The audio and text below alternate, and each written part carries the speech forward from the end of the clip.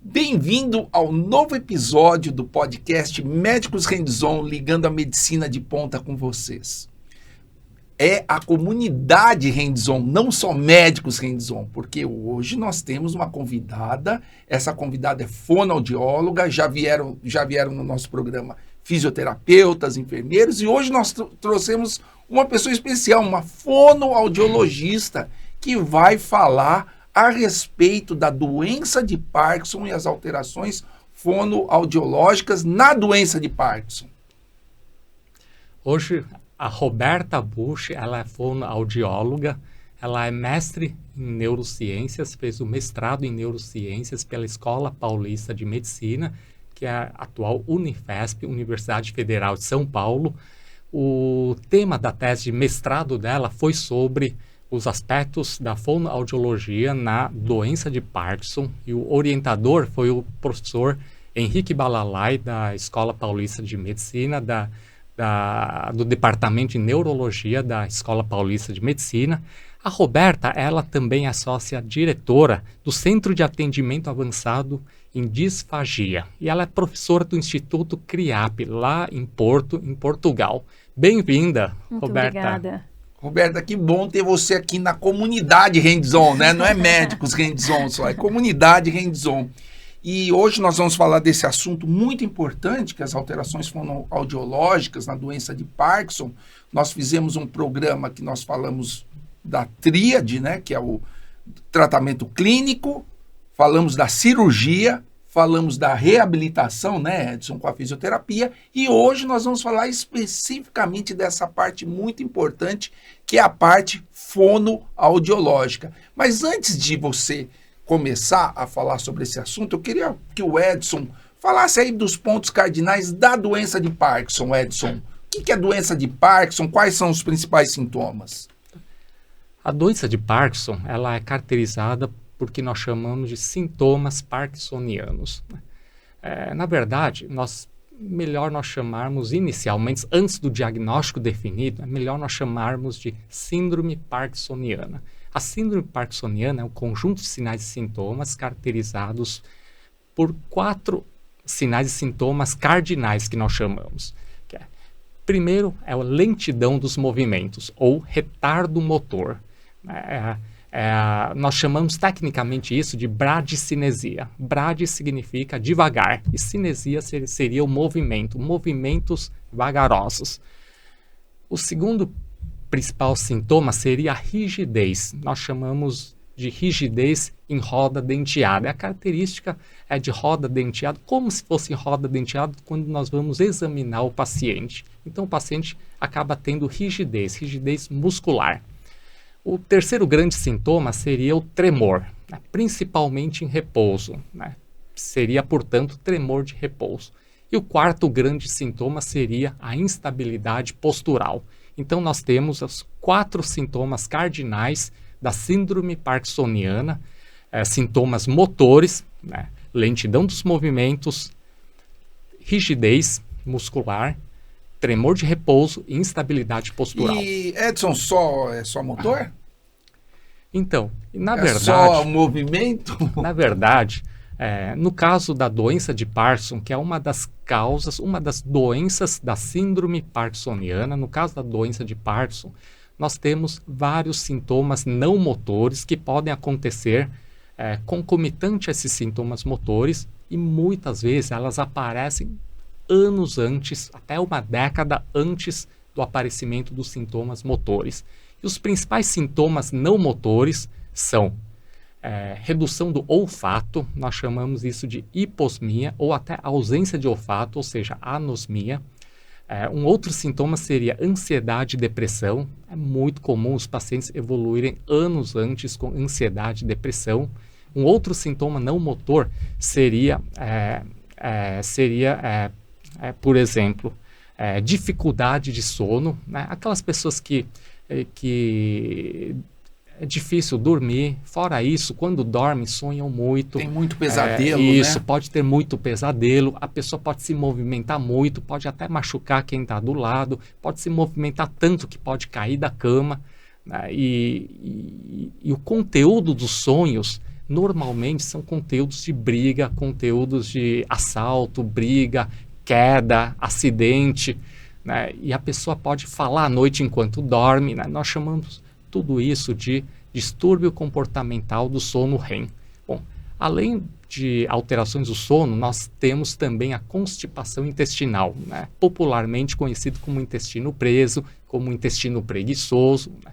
Bom, fora todos esses sintomas que eu falei, nós temos um outro sintoma que frequentemente leva o paciente para o médico, que são as dores, né? Com muita frequência o paciente começa com dor no ombro, dor no quadril, dor no pescoço e acaba indo para o ortopedista, por exemplo, ou para o fisiatra, para o clínico geral, queixando-se de dor, né? E dor pode ser um sintoma pré-motor, sintoma não motor e pré-clínico da doença de Parkinson. Bom, além disso, nós temos a desautonomia, que são aqueles sintomas, a pessoa pode ter tontura na hora de se levantar, a pessoa pode ter pressão tendendo a mais baixa, aquela sensação de batedeira no peito, sensação de quase desmaio, né?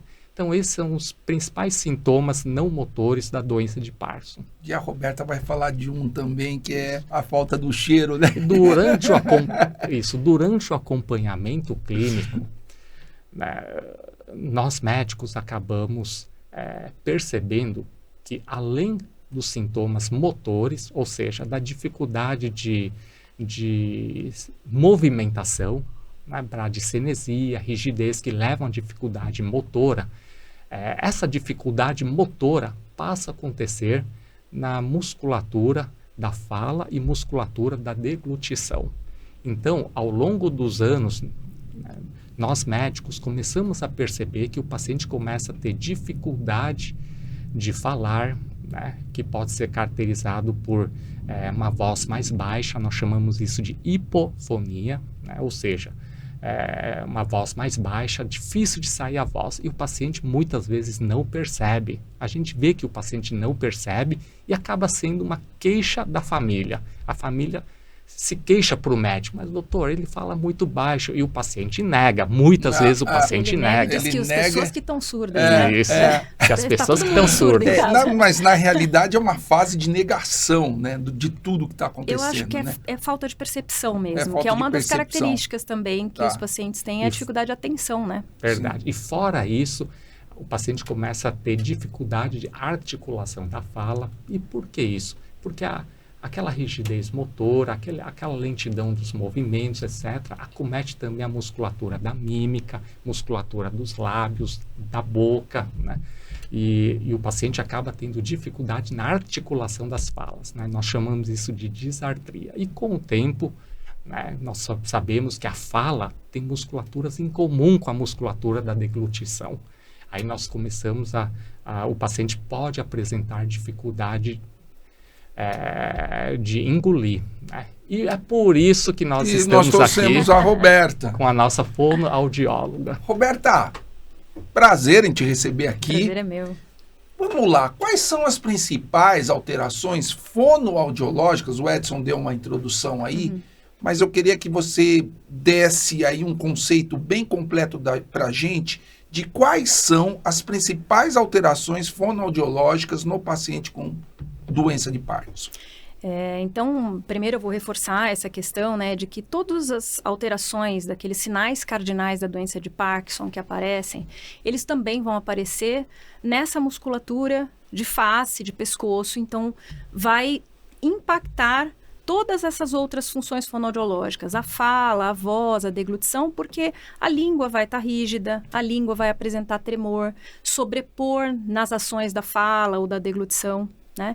A lentidão, então a língua tem que ser rápida para engolir ou rápida para falar, são muitos fonemas, a Quer língua dizer, se a bradicinesia mexe muito. não fica resumida aos braços e às pernas, Não, né? Ela vai aparecer também na fala, por isso que muitas vezes a fala é mais lenta, né? Então a gente tem alteração da fala, a lentificação na hora da articulação, uma fala que às vezes a língua não é tão lenta que ela não consegue completar o som.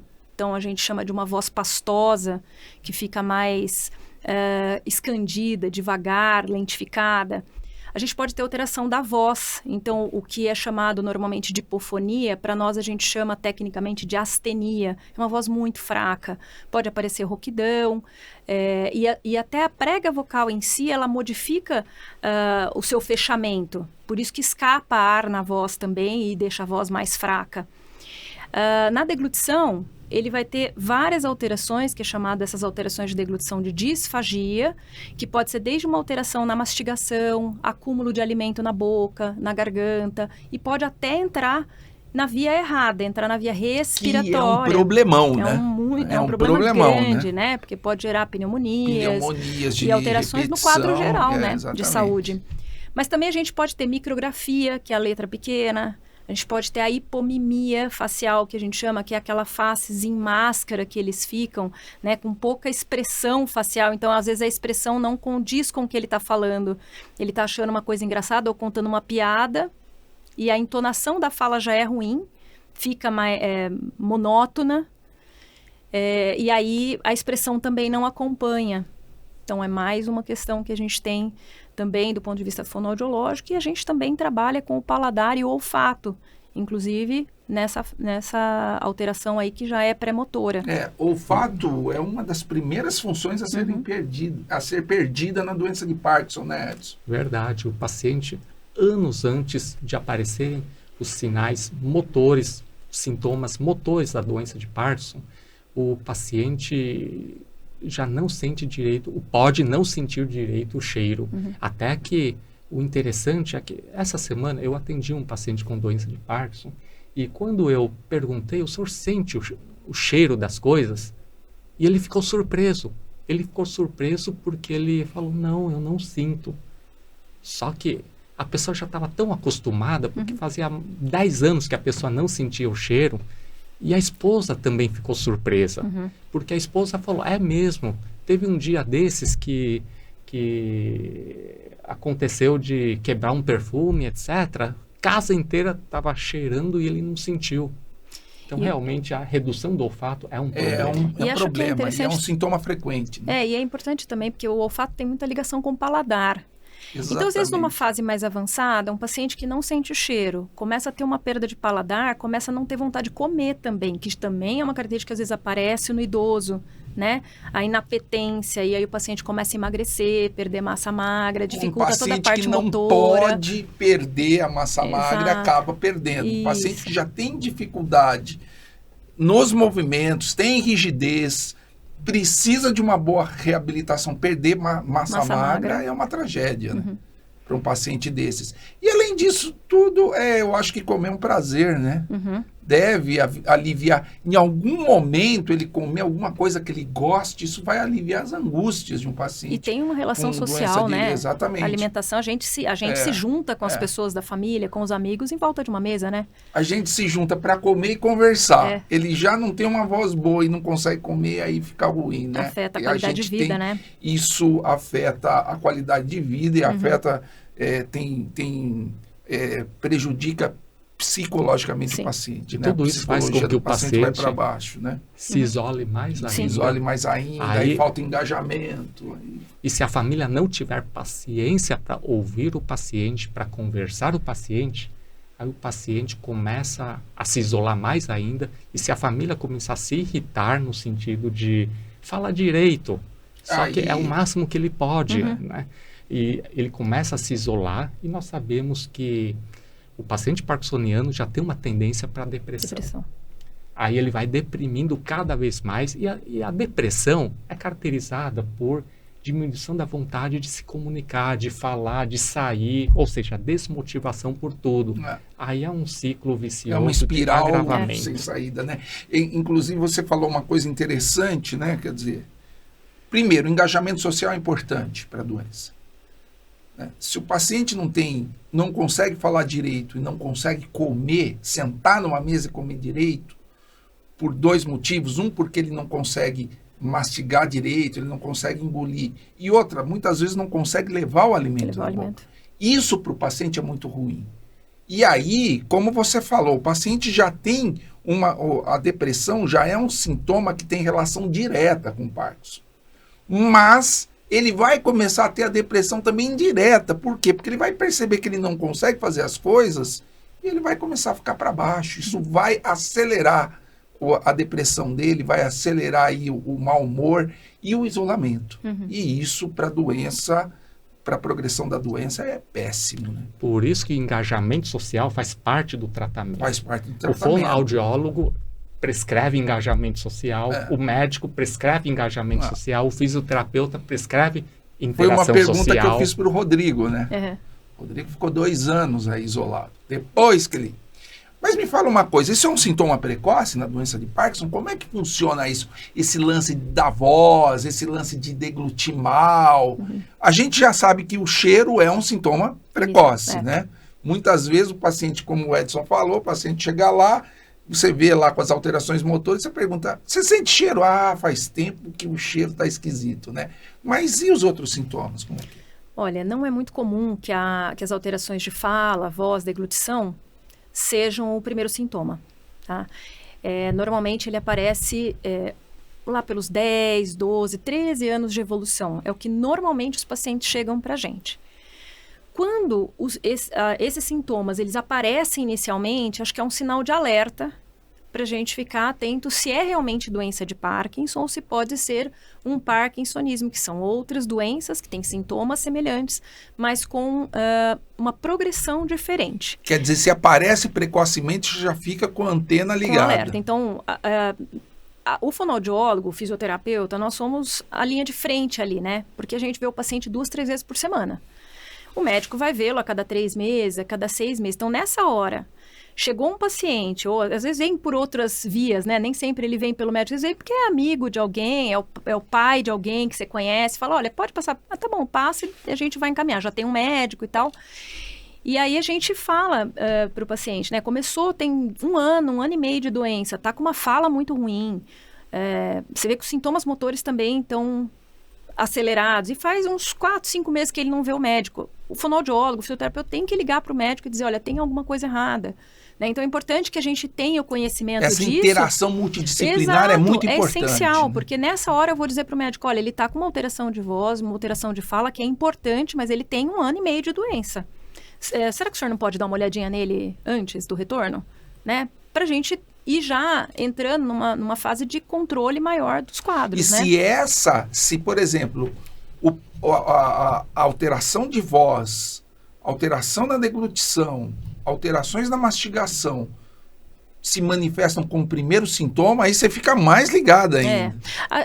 É muito raro que seja uma doença de Parkinson, né, típica, com esses sintomas de início. É muito raro, tá? Então, o mais comum é que isso apareça bem mais para frente, de uma maneira mais... como um sintoma lá numa fase mais moderada, tardia, né? Mais tardia. Mais tardia. Você consegue lembrar o público o que é Parkinson e Parkinsonismo, Parkinson e Parkinson Plus? Por isso que, com uma certa frequência, nós chamamos esses conjuntos de sinais e sintomas em síndrome parkinsoniana. Na síndrome parkinsoniana, a síndrome parkinsoniana, ela pode ser causada por diversas doenças. A doença de Parkinson, propriamente dita, ela é somente uma das doenças. É a mais frequente, claro, ainda bem, a mais frequente, mas ela é apenas uma das doenças. Nós chamamos que a doença de Parkinson, ela caracteriza o que nós chamamos de síndrome parkinsoniana típica ou parkinsonismo típico. E nós temos os parkinsonismos atípicos ou parkinsonismo plus, que seria causado por outras doenças. Por exemplo, atrofia de múltiplos sistemas é uma doença também que cursa também com sintomas parkinsonianos. Além da atrofia de múltiplos sistemas, nós temos a degeneração córtico-basal, que é uma outra doença que também se caracteriza, acaba causando esses sintomas parkinsonianos. E fora atrofia de múltiplos sistemas, degeneração córtico-basal, nós temos também a paralisia supranuclear progressiva, que também é uma outra doença que causa sintomas parkinsonianos. E como é que nós sabemos se é doença de Parkinson típica ou se é o parkinsonismo atípico. Mas a doença de Levy, né? Isso. Tem outras doenças. Por exemplo, o declínio cognitivo associado à doença de corpos de Levy também é uma condição de síndrome parkinsoniana. Nós temos também o parkinsonismo vascular, né, que também dá sintomas parkinsonianos, e também temos o parkinsonismo medicamentoso, que também causa sintomas parkinsonianos. Que é muito comum do freguês da farmácia, né? E como é que nós fazemos essa diferenciação do ponto de vista clínico? Para isso, nós fazemos uma caracterização clínica inicial, ou seja, nós tiramos a fotografia de como o paciente está naquele momento. Então, na verdade, a fonoaudióloga tira uma fotografia da avaliação dela naquele momento. Nós, neurologistas, tiramos a fotografia de como que ele está naquele momento. Fora isso, nós investigamos o paciente, fazemos a caracterização por exame complementar e, portanto, os exames não podem demonstrar hidrocefalia, que é também outra causa de parkinsonismo, não pode ter um meningioma no cérebro, que é uma outra causa de parkinsonismo, ou seja, através dos exames complementares, áreas de infarto, né? Isso, áreas de pequenos AVCs, áreas de infarto, que também são causas de parkinsonismo, ou seja, nós pedimos exames, investigamos o paciente, mas somente isso não é suficiente para chegar no diagnóstico. Nós temos que também fazer uma caracterização da resposta a medicamento, porque nós sabemos que a doença de Parkinson ela é caracterizada por falta de dopamina no cérebro, uma vez que uma das fisiopatologias, um dos mecanismos para a doença de Parkinson é a falta de dopamina, então nós damos dopamina para o paciente, nós damos medicamento para o paciente para ver se existe resposta medicamentosa. Se responder bem à dopamina, a probabilidade de Parkinson aumenta. Se com o tempo passa a não mais responder à dopamina, significa que outras vias neurais estão degenerando e pode ser o parkinsonismo plus ou o parkinsonismo atípico. E, na verdade, fazendo caracterização clínica, caracterização por exame complementar, caracterização de resposta a medicamento, muitas vezes ainda não chegamos ao diagnóstico. Nós precisamos também fazer uma caracterização evolutiva do quadro, ou seja, acompanhar o paciente com o tempo para ver se durante o percurso, durante a caminhada junto com o médico, fono, fisioterapeuta, se aparecem outros sintomas característicos de outras doenças. Se a evolução for característica de doença de Parkinson típica, aí sim, o diagnóstico é de doença de Parkinson e nós batemos o martelo. Normalmente, esse período é em torno de 3, 4, 5 anos.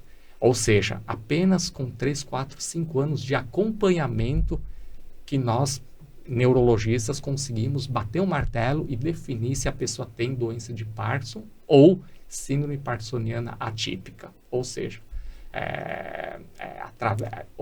o percurso é prolongado. Só que, claro, antes disso, nós já iniciamos o tratamento. Nós já prescrevemos medicamento à medida da necessidade. Nós já prescrevemos avaliação e acompanhamento com fisioterapeuta. Nós já prescrevemos avaliação e acompanhamento com fonoaudiólogo. Nós, médicos, já prescrevemos avaliação e acompanhamento com nutricionista, nutrólogo. Ou seja, antes disso, nós já fazemos todo um processo de tratamento, mesmo porque todo esse tratamento é importante para diminuir a progressão da doença, né? O educador físico, por exemplo, tem um papel muito importante junto com o fonoaudiólogo, junto com a fisioterapeuta, ou seja, nós sempre devemos trabalhar em conjunto. A ideia do tratamento da doença de Parkinson é a multidisciplinaridade. Vamos falar de voz? Vamos.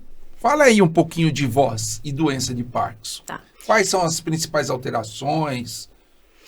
As alterações de voz, normalmente, elas estão associadas a uma voz fraca, que pode, porque a prega vocal, quando a gente fala, ela tem que fechar completamente. E com a doença de Parkinson, existe também uma rigidez na prega vocal. E acontece sempre na parte mais anterior e posterior da prega vocal. E essa rigidez na hora de falar acaba abrindo o corpo da prega vocal. Ela fica com uma fenda que a gente chama de fenda fusiforme, em forma de fuso mesmo.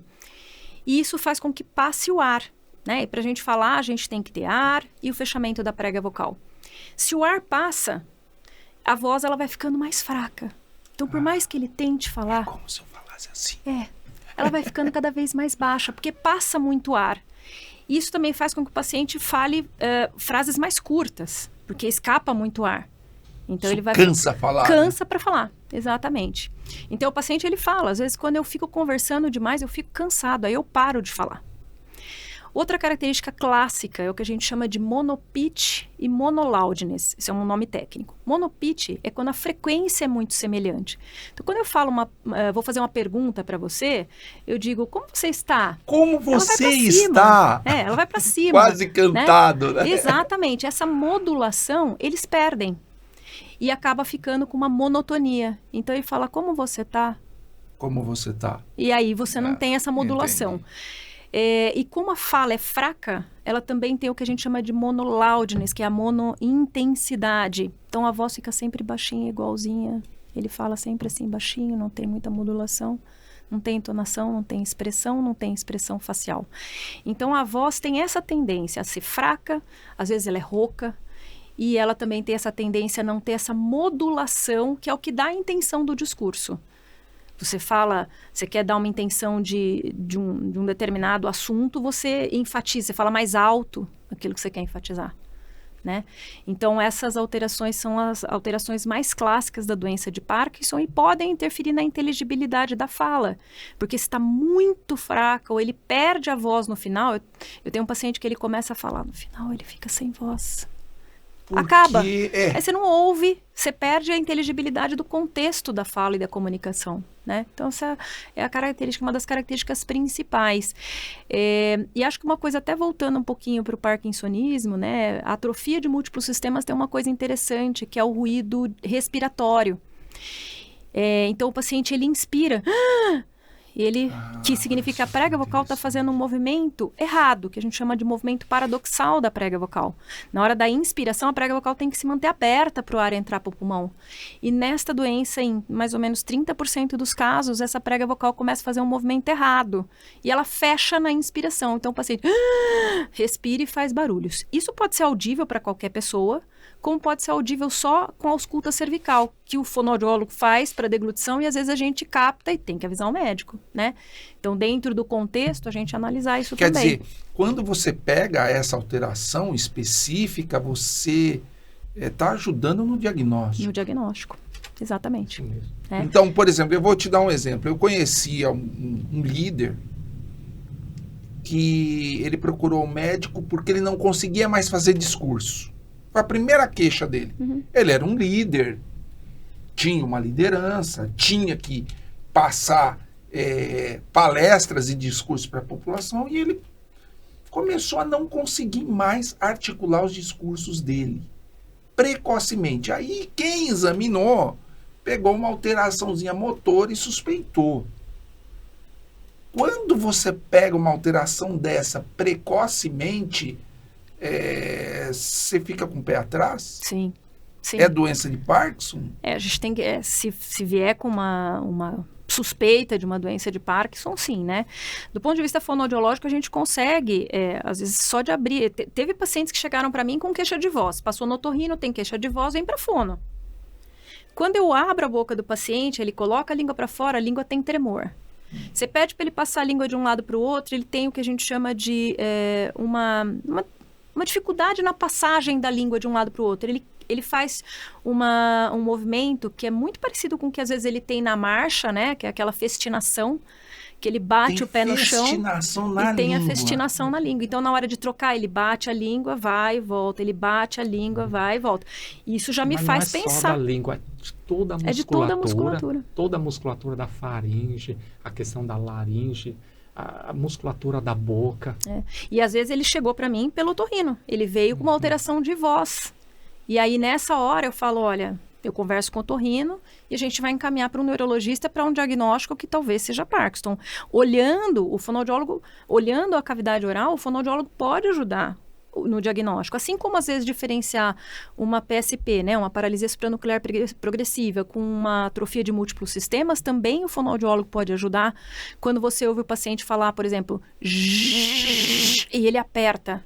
ele faz como se fosse um movimento distônico, que é uma contração, um Contração espasmo muito acentuada, um forte, espasmo, um né? espasmo laríngeo, quando ele faz um som contínuo, que aí começa a ter um espasmo cervical. E quando você olha o paciente em repouso, ele está super bem, está tranquilo, a musculatura está ótima. Você olha o paciente, começa a ter espasmo, você fala para o médico, olha, ele tem espasmo em alguns fonemas, e aí o médico consegue diferenciar até um quadro do outro. Então é importante, a avaliação nessa hora é bem importante para ajudar no diagnóstico também. E uma coisa interessante é que praticamente tudo que nós encontramos na parte motora dos membros superiores, membros inferiores e tronco, nós encontramos na parte fonológica. Por exemplo, na parte motora, nós temos aquela dificuldade de iniciar o movimento. Demora para iniciar o movimento. E a gente vê isso na prática, na fala. Dificuldade de iniciar os movimentos da boca, garganta, etc., para começar a falar. Então vamos falar um pouquinho Nós temos isso. E fora isso, a questão da festinação, fora isso, a questão da rigidez da musculatura da mastigação, que ao mesmo tempo também fazem parte da musculatura para fala, né? Então tem rigidez, né, na musculatura, né, e portanto não consegue abrir a boca com uma amplitude adequada para fala. A pessoa não consegue, com a hipomimia facial, o rosto fica meio que congelado, né? E, portanto, que faz parte da comunicação, isso, né? A expressão facial faz parte da comunicação. Isso, os lábios ficam, entre aspas, como se fossem congelados, portanto, eles não conseguem articular a fala. Então vamos falar da articulação, né? Você falou de voz. Agora nós vamos falar da articulação, que também é necessária no momento que você fala. Como é que é? A articulação ela é um processo muito complexo, né? Tanto do ponto de... Aliás, todas essas funções são muito complexas. Tanto que desde no homúnculo de Penfield, né? Na nossa representação do cérebro é enorme, a representação da boca, língua, etc. Né? Porque é muito complexo, exige não é só isso, né? muito... Ela tem a sua via direta, que é a via piramidal, né? Que dispara a ação motora, mas ela tem, então, a complementação dessa via indireta, que seria através do cerebelo e dos núcleos da base. Num Parkinson, a gente vai ter alteração dos núcleos da base, interferindo ali na modulação da fala, da articulação, da voz, da deglutição. E alguns quadros do parkinsonismo, né, do Parkinson atípico, a gente vai ter também o envolvimento cerebelar, interferindo nas condições de fala, né, gerando uma fala mais atáxica, que é mais lentificada, com uma sonorização de fonemas. Por exemplo, se eu falar só, é um som que não tem fechamento de prega vocal. Você não tem barulho da prega vocal, você tem só uma passagem de ar. Os pacientes que têm, às vezes, uma atrofia de múltiplos sistemas do tipo C, que é o tipo cerebelar, eles falam zó. Eles fecham a prega vocal em vez de deixar ela aberta em alguns sons. Então, isso é uma coisa que a gente vai observando em alguns quadros específicos. Então, é uma alteração muito complexa, né? Movimentos muito rápidos da língua, da boca. E, às vezes, não dá tempo, porque ele é lentificado, de fazer. Então, ele vai falar... Eu tenho uma paciente que eu falo para ela, meu marido se chama Marco. E ela fala, não fecha o lábio, porque está tão enrijecido e tão lentificado que o lábio não fecha. Então, meu trabalho é começar a soltar esta musculatura para que ela consiga articular. Então, ela fica com uma fala que tem um contato leve de articuladores, que a gente chama. Então, a língua não encosta, não chega até lá. Tem um ritmo de fala lentificado. Muitas vezes a questão respiratória interfere na produção da fala, porque se ele tem uma respiração, pode ter alterações respiratórias por conta até da rigidez da musculatura intercostal, que abre as costelas para ele respirar. Então, ele tem um tempo de fonação mais curto, fala menos palavras por respiração, né? Então, essas são as bases motoras da fala. A respiração, o fechamento da prega vocal, que eu já falei anteriormente, a própria articulação, né? Ele e pode essa perder modulação. Essa coordenação motora entre respirar e falar? Entre respirar e falar, e entre respirar e engolir também. Né? Nós vamos falar, então, nós vamos falar disso depois. Pra frente, mas essa respiração, essa coordenação... Isso é cansativo para falar. Isso cansa. Cansa. Então, normalmente ele fala, no final do dia eu estou cansado. Ou, no momento que ele está entrando em off, ele está cansado. Pacientes que têm discinesias associadas, então, por exemplo, uma discinesia pico de dose, então, a hora que ele está no pico da dose da medicação, ele começa a ficar discinético. Tem um paciente que fica se mexendo e ele não consegue falar, então ele fica incoordenado na hora de conseguir falar. Ele fala poucas palavras, às vezes fala uma palavra por vez, por conta dos que movimentos é o excesso discinéticos, de movimento. excesso de movimento. Esses pacientes, inclusive, que têm excessos de movimento, são discinéticos, eles têm uma articulação mais acelerada. Então, você pergunta para ele, como começou o seu problema? Que é aquela lentificação para iniciar, e a hora que ele inicia, ele vem com jatos de fala. Meu problema começou quando eu tinha algumas, né? Eu fui procurar o médico, e aí, quando eu cheguei lá, eu não consegui falar, foi assim. Então, ele fala rápido, a articulação nem dá tempo de fazer, você quase não entende o que ele fala, então são casos bem graves. Os discinéticos são até disartrias mais difíceis de serem tratadas. Inclusive, concomitantemente com discinesia, que acontece frequentemente no tronco e membros, como se fossem movimentos involuntários de dança, acontece também a discinesia orofacial lingual. Então, realmente, a gente fica difícil de entender. Imagine lá dentro, todas as estruturas lá dentro dançando. E o próprio movimento cervical, né? Que eles fazem isso e a língua vai para trás e ele tenta falar e a respiração não vem coordenada, é bem, bem complexo. Até para falar um nome técnico, né? As disartrias que a gente vai classificar nesses distúrbios de movimento, como são relacionados ao movimento, ou elas são hipocinéticas, que são as de lentificação, ou elas são hipercinéticas. Que acaba, é o que você falou, quando ele hesita em começar a falar, mas quando ele fala, ele vem jato. E existe festinação da fala?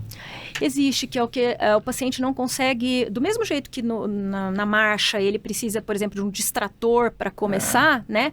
A gente tenta um distrator. Nessa semana eu tentava com uma paciente, porque ela vai começar a falar, ela demora, então eu falava para ela, repete tal coisa, ela demora.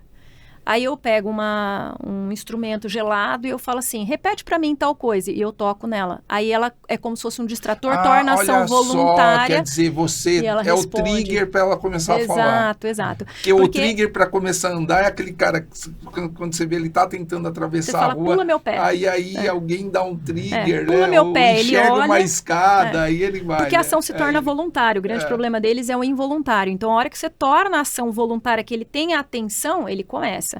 Na fala, o que acaba acontecendo é que eu tinha um paciente no mestrado que ele falava, ele não era de São Paulo e ele vendia cocada na rua. Então, ele não conhecia muito São Paulo. E ele falava que quando, às vezes, ele se perdia, ele tinha muita dificuldade de falar que ele morava no Jardim da Glória, para alguém ajudá-lo a chegar lá. E ele ficava... Jardim da Glória. Então, quando isso é festinação? Essa festinação, que é a repetição, que ele fica como no pé. Ele tenta explicar melhor para os ouvintes. Festinação é muito visto na doença de Parkinson, na parte motora, né, que é a festinação da marcha. A pessoa, acho que a melhor descrição é a pessoa fica ensaiando, fica se movimentando, fica ensaiando, batendo o pé, só que não consegue sair andando. Isso. Antes de sair andando, ele fica lá batendo o pé, fica ensaiando até sair do lugar. E a chance dele cair, né, nessas horas a chance de cair. Então, isso daqui acontece também na parte da fala. Então, ele ensaia o movimento, ele não consegue ir direto na articulação, e aí ele fica nesse... até que ele dispara.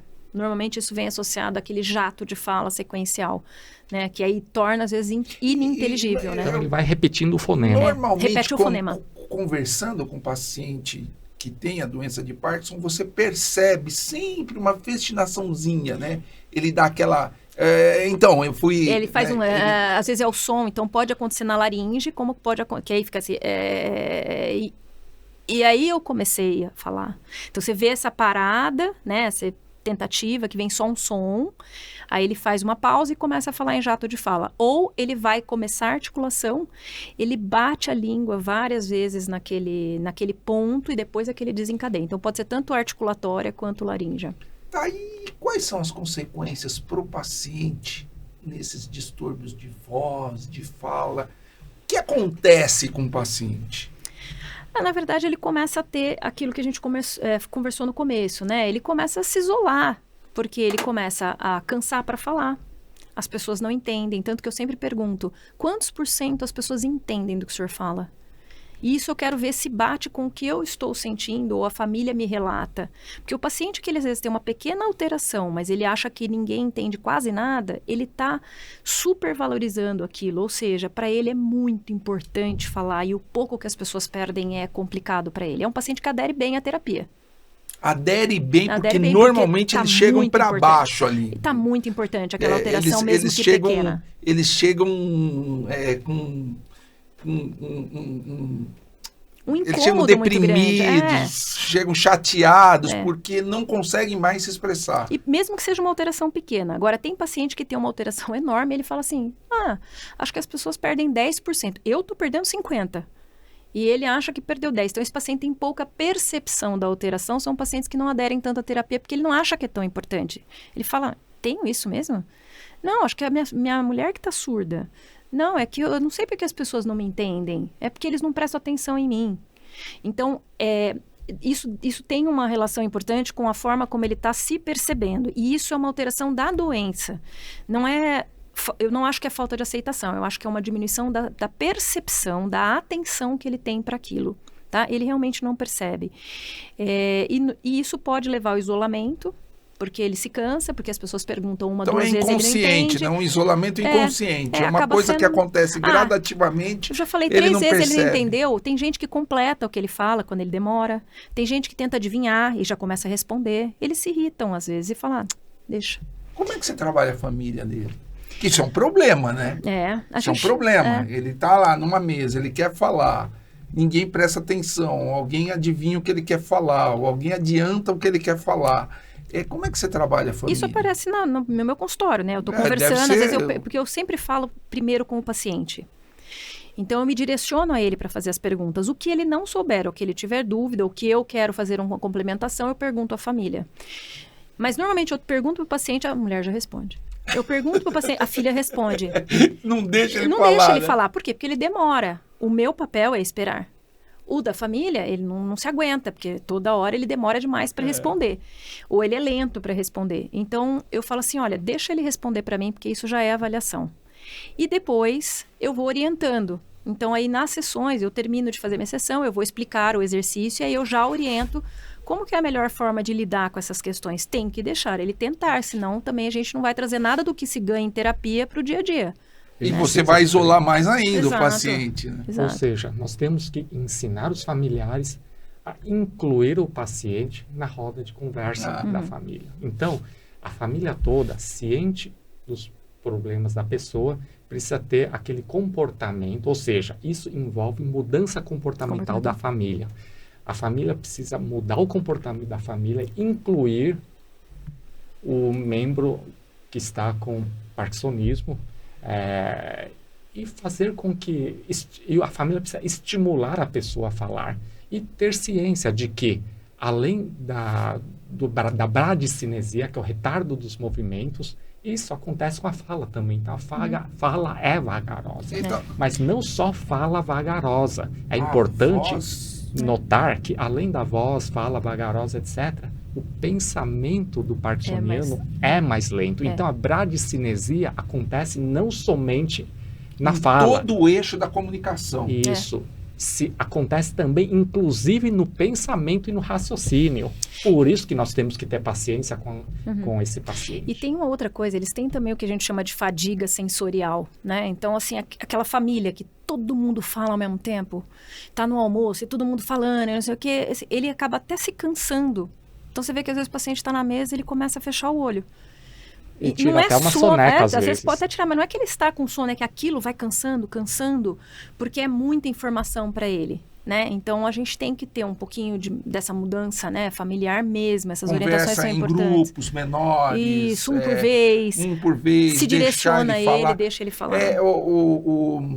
A gente, no podcast de reabilitação, uma das coisas que foi mais frisada lá é o exercício físico, né?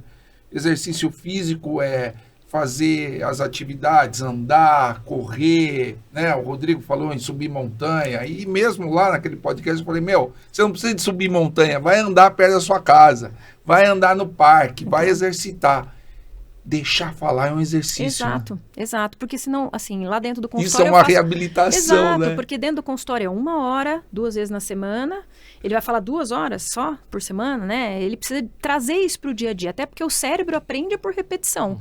Se eu só faço aquela repetição naquele momento e é uma situação dirigida, ele não consegue levar isso para o dia a dia. O cérebro vai aprender por repetição e depois ele vai fazer através da função. Então, a função é conversar com as pessoas. Então, não é só o exercício, mas também o falar, o comer, né? Poder exercitar aquilo que a gente trouxe na terapia como benefício e trazer para o dia a dia. Se você readequar, eu acho que o papel fundamental teu é a readequação na comunicação do paciente, é isso. O ponto final é esse. É. O que a gente mais quer, o nosso objetivo final, o alvo é esse. A gente vai falar mais daqui a pouquinho dos exercícios que você faz, que você orienta o paciente, mas a readequação junto com a família é fundamental. É o alvo. É levar para o dia a dia. Isso. E a família e os amigos, eles fazem parte da reabilitação. Isso que é importante. E a família e os amigos, eles precisam motivar a pessoa a falar. Ou seja, a família e os amigos, eles são partes importantes para tirar o paciente da depressão, porque nós sabemos que depressão faz parte da doença.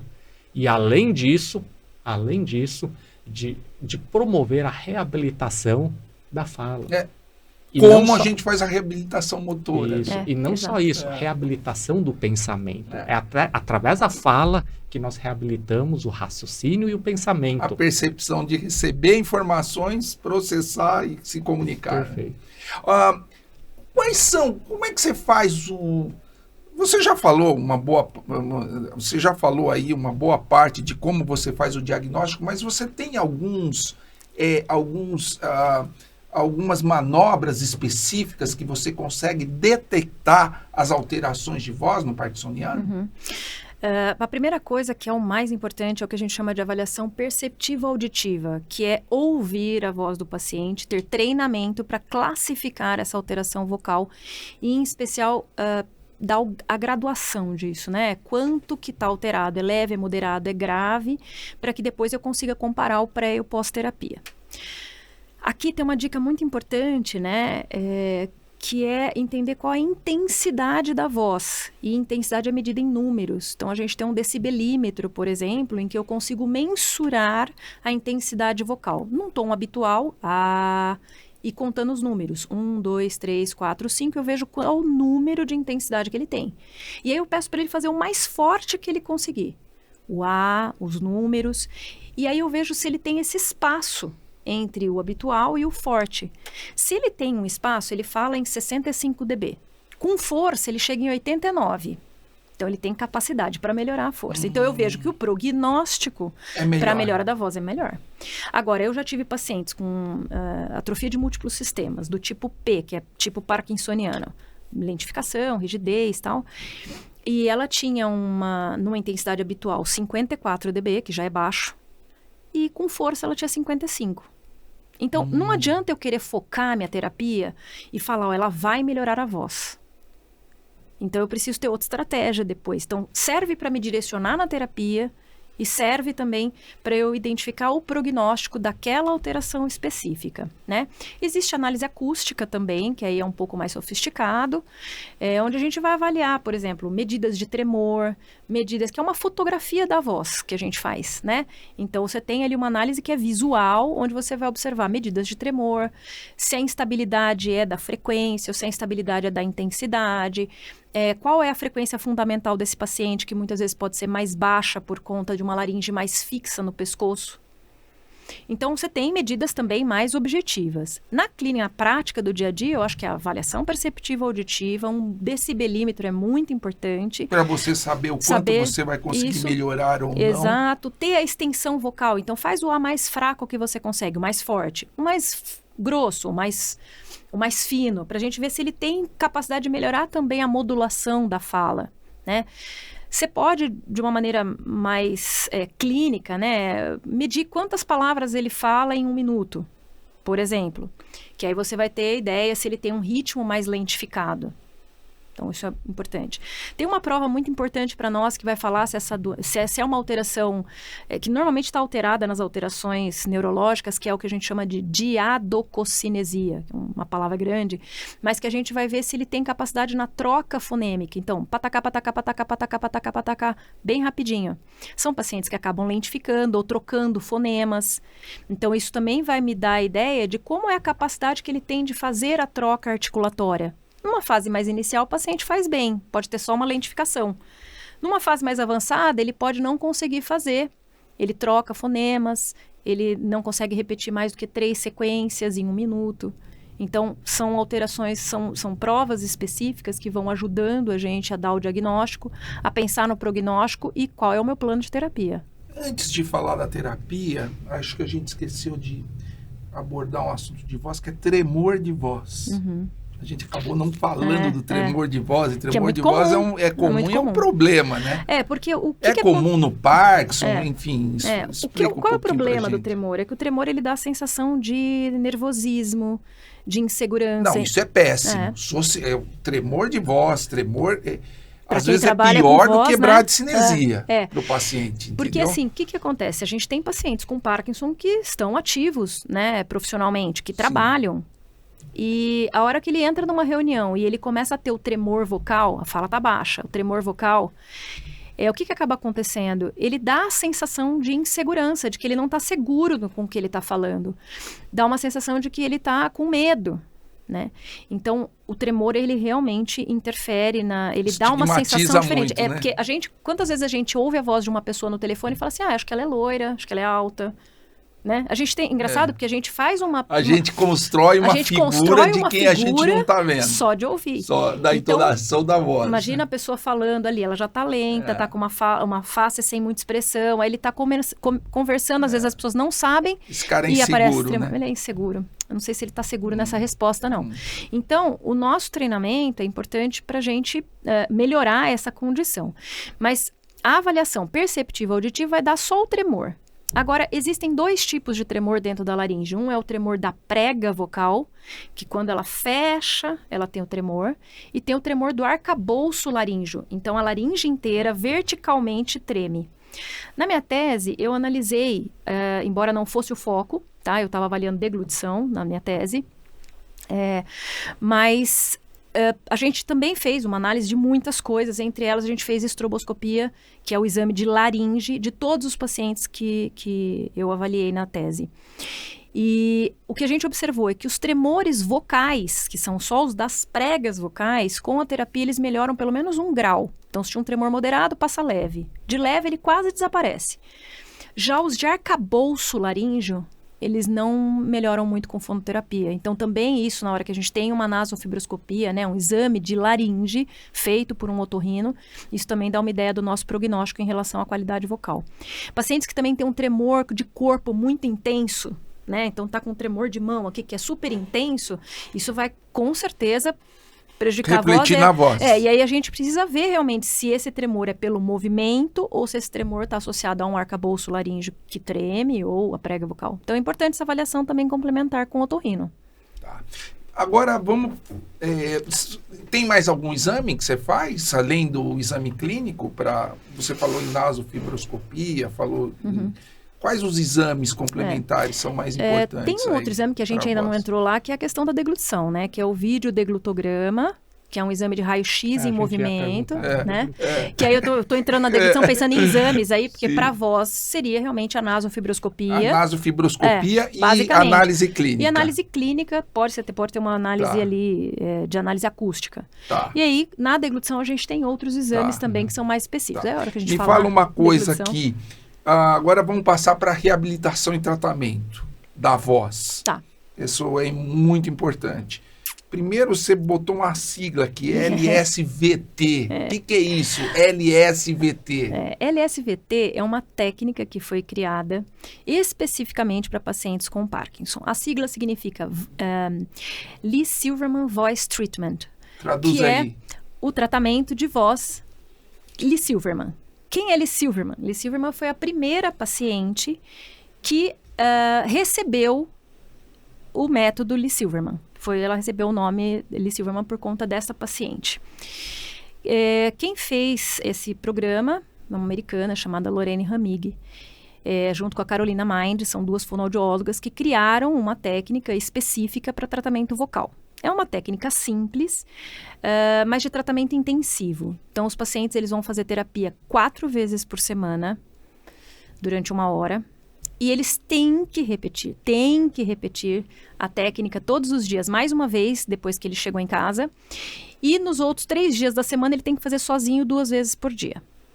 Ela é uma técnica muito simples, em que você vai fazer um A prolongado várias vezes.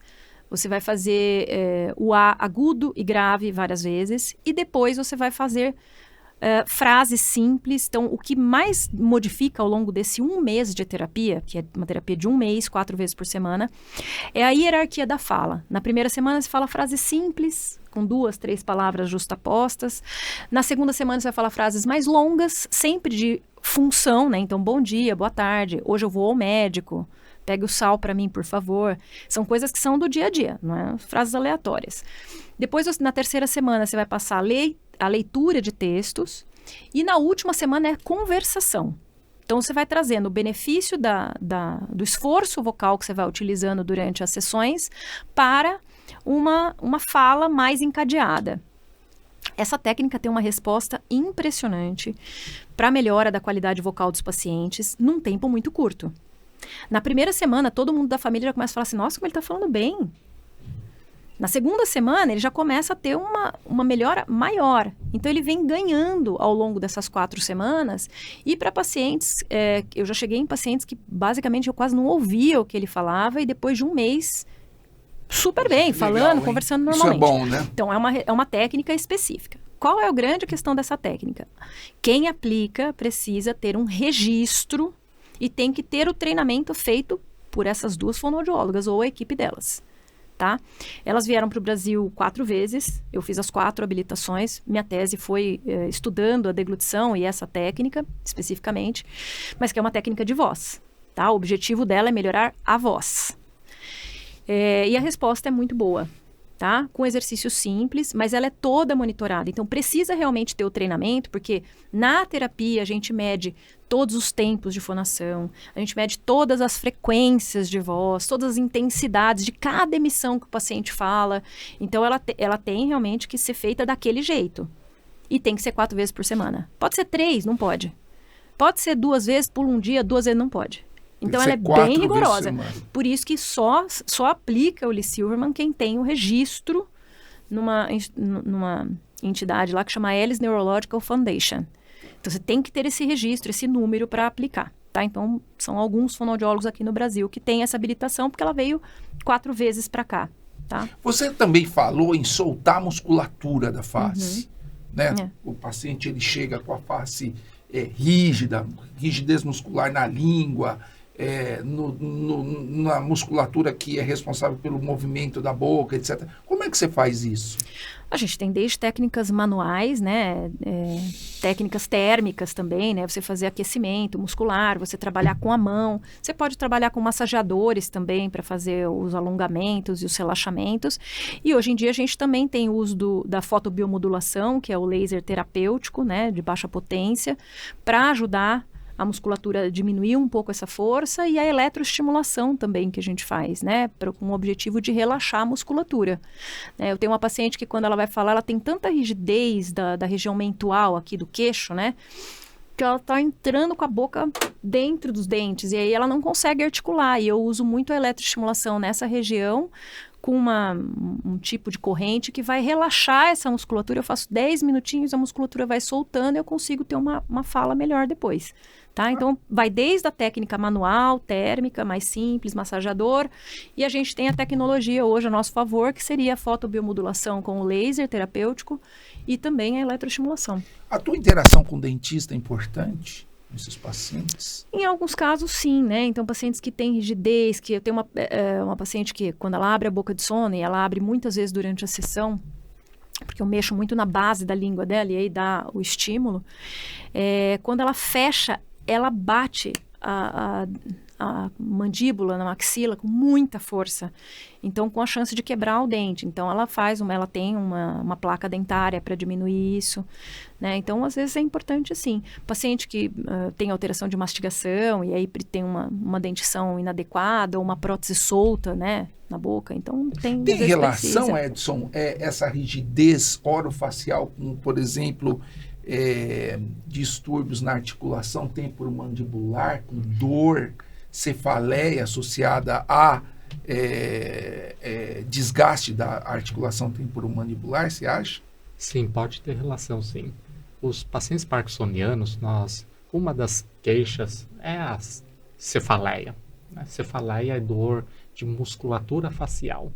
Né? É fácil entender que a falta de movimento, porque o paciente parkinsoniano, além de tudo, os movimentos espontâneos diminuem. Movimento de piscar, movimento de deglutir, que são movimentos automáticos que nós não ficamos pensando que nós vamos a cada 1 minuto e meio deglutir, por exemplo. Ninguém pensa, simplesmente depois de acumular uma certa quantidade de saliva, nós deglutimos. Mas além desses movimentos espontâneos, os movimentos espontâneos dos braços, na hora de caminhar, por exemplo, nós temos um movimento passivo dos membros superiores, por exemplo, né? E nós temos também os movimentos da boca. O que nós notamos na doença de Parkinson? Que os movimentos espontâneos da boca, elas também diminuem de número. Né? E isso a fonoaudióloga sabe muito bem, que a quantidade de movimentos do corpo diminui no corpo inteiro, inclusive na região oromandibular, os movimentos mastigatórios, inclusive, diminuem. Associado a essa redução do número de movimentos, né, nós temos também a rigidez. Ou seja, nós acabamos de ter 2 fatores que levam à dor. Dor por redução da mobilidade, né, que existem dor por imobilismo, inclusive, que diminui, que acaba alimentando menos o sistema supressor de dor no sistema nervoso central. Ou seja, redução dos movimentos levando à dor. Fora isso, a rigidez. Imagine aquela musculatura rígida, 24 horas, né? Acaba doendo. Então, o paciente parkinsoniano, sim, tem muita síndrome miofacial na musculatura da boca, na região da ATM e musculatura da cabeça. Dor orofacial, né? Roberta, remédio ajuda? Tratamento medicamentoso, por exemplo, você pega um paciente com distúrbio da fala, aí você interage com o neurologista, aumenta a dose, por exemplo, de levodopa ou de outras medicações, você acha que interfere ou o tratamento de reabilitação é mais importante? Os dois são iguais? Qual que é a tua opinião a respeito disso? Acho que é tudo complementar, né? A fala, ela não é só via dopaminérgica, né? Então, assim, a produção da fala inicialmente é uma ação motora específica, uma via direta, mas que precisa ser modulada pela via dopaminérgica, que é a via que é acometida nos pacientes com doença de Parkinson. E a medicação vai melhorar esse aspecto, então a gente tem uma modulação melhor na fala, na deglutição, na voz, né? O que a gente percebe, na verdade, é que o paciente, se ele está sem a medicação ou com uma medicação inadequada, esses pacientes, eles acabam não conseguindo ter uma iniciativa melhor, ele entra em off e ele também vai entrar numa questão de uma dificuldade maior para conseguir se comunicar, tá? Quando, logicamente, é doença de Parkinson e ele responde bem à levodopa, certo? Agora, quando o paciente ele fica com uma medicação também, eu já vi pacientes assim com um excesso de dopamina, né? Então, 13, 14, 15 comprimidos sendo tomados de 1 em 1 hora, 1 hora e meia. Esses pacientes também acabam tendo discinesias tão importantes. Como você falou, né? E pelo uso, né, de levodopa em grande quantidade por um período muito longo, e essas discinesias levam a dificuldades de fala também bem importantes. São pacientes que se cansam muito, acabam tendo uma respiração muito mais ofegante, não conseguem às vezes falar, começam a ficar muita dificuldade, extremo, né? Vai para o outro extremo. Então, assim, a medicação é importante, né? Então, o ajuste medicamentoso é muito importante e, para mim, é o ideal que meu paciente esteja na terapia em on. Ou seja, sob o efeito do remédio, porque ele vai estar melhor como um todo. Ele vai estar andando melhor, falando melhor, se comunicando melhor. Ele entra em off, tudo vai diminuir, né? Todas as funções motoras vão diminuir. Então, para mim, sempre é melhor que ele esteja em on, né? O medicamento melhora o desempenho até do pensamento. Então, o medicamento realmente ele melhora o desempenho motor em todos os sentidos.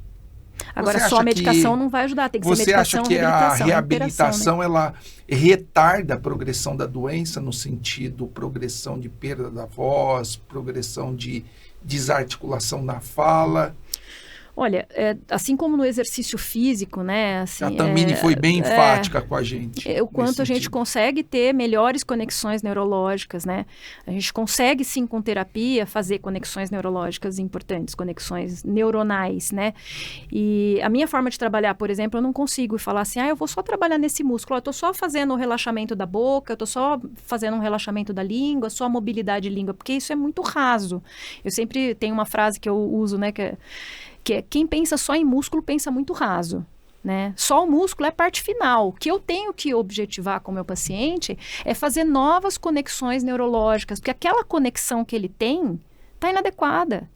E é uma via que ele faz constantemente, está sempre errada, está sempre lentificada, está sempre com uma produção diferenciada. Eu tenho que pensar em como que o cérebro dele vai fazer uma nova conexão neuronal para que o desempenho motor seja melhor. Então, sim, a gente consegue fazer novas conexões, a gente consegue a gente sempre fala que tem neurônios que nunca fizeram nenhuma conexão neurológica, né? Uma quantidade pequena de neurônios que tem sinapse sem realização. Talvez na terapia a gente consiga fazer novas sinapses com aquele neurônio que nunca foi ativado, porque não precisou, agora precisa.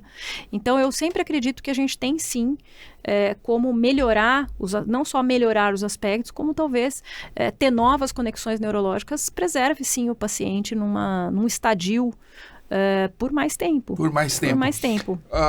Só amarrando o que a gente falou no tratamento reabilitação, diagnóstico específico, reabilitação específica, treino da família e medicação. É isso?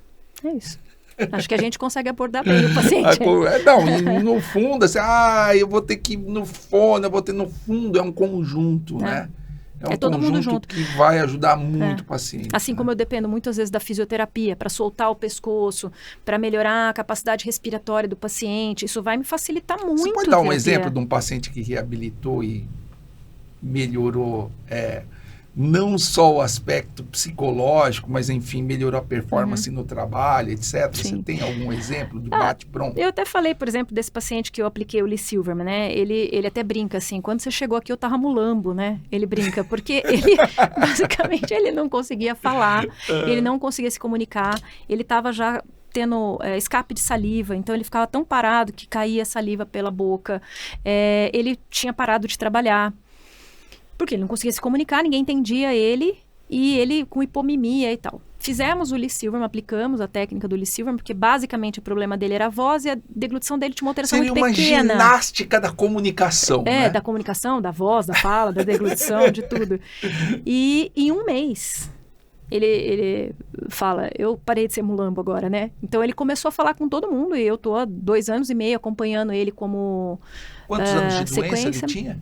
Ele tinha 3 anos, era um diagnóstico recente. Puxa vida, hein? Tá bem medicado, tá bem ajustado, e ele, há 2 anos e meio, eu faço só manutenção. E hoje a gente lê texto, conversa, discute, e ele trabalha, ele é corretor de imóveis, e ele continua trabalhando, e se comunicando com a família, viaja. Vende, né? Corretor tem que vender, corretor tem que se comunicar. Não, e ele viaja, e ele tá super bem adaptado. Muito bom. E a reabilitação motora da parte da fisioterapia, assim como a reabilitação fonoaudiológica, é bastante importante, porque nós não podemos pensar somente na parte muscular, como você disse. Na verdade, quando nós reabilitamos a parte muscular do corpo e quando nós reabilitamos a parte muscular da orofaringe, seja da fala, seja da deglutição, ao mesmo tempo nós estamos ativando os circuitos neurais, nós estamos promovendo neuroplasticidade. Quer dizer, você tem que trabalhar o todo aí. Né? Nós estamos promovendo o uso de circuitos neurais que não estavam sendo bem usados por causa da doença. né? E por causa da doença, nós vamos usando cada vez menos e de modo diferente os nossos circuitos neurais, né? Imagine a falta de dopamina e, portanto, o sistema dopaminérgico sendo hipofuncionante. Acaba não estimulando vários outros circuitos neurais que deveriam estar sendo estimulados. Ou seja, acaba atrofiando vários circuitos neurais. E o objetivo da reabilitação, quando um médico prescreve fisioterapia, quando um médico prescreve fonoaudiologia, na verdade, o objetivo do médico é de reabilitar os circuitos neurais do cérebro. É por isso que é importante, além dos exercícios físicos, exercícios mentais também. E a fono, na hora de pedir para o paciente repetir frases difíceis, na hora de pedir para repetir fonemas com uma sequência que no dia a dia nós não fazemos, na hora de pedir para fazer a leitura, porque a linguagem não é só falar, é leitura também.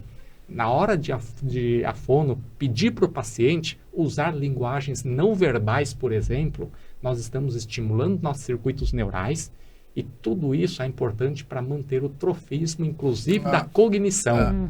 Então, os circuitos motores do cérebro, eles estão extremamente interligados com os circuitos neurais da cognição.